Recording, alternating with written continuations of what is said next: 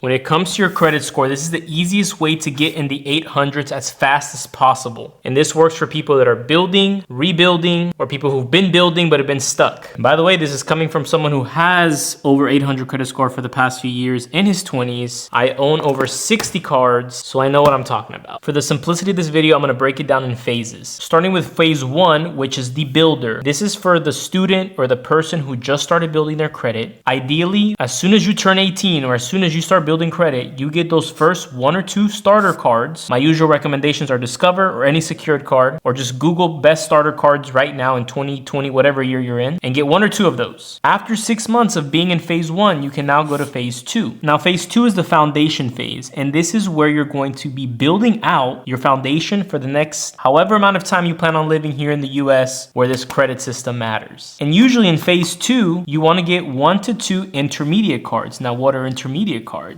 These are going to be cards that usually have no annual fees, but they offer rewards, right? Cashback, points and miles, but you don't want to be paying these annual fees, because these intermediate cards, you want to hold them and have them forever. For as long as you live and as long as you exist, you want to have these cards. And the reason I consider them intermediate is because usually when you have these starter cards, they're going to range anywhere from a $300 limit to $1,000. However, once you graduate to phase 2, you can start getting into the cards that give you limits anywhere from 2 to 10K, just the range right there. Now, in case you're wondering, why do these higher limits matter? To dumb it down to the simplest level, the higher limit that's reporting on your credit report, the higher the score, because your utilization is gonna be lower. And if you plan on starting a business or doing anything on the business side in the future, these limits are gonna matter even more.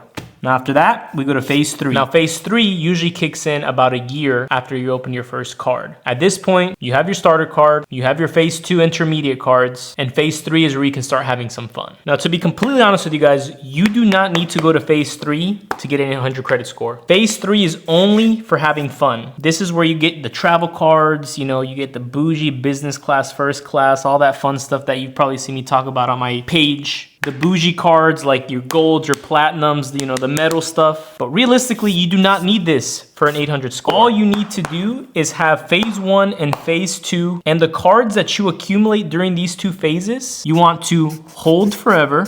Do not close. Do not close any of these.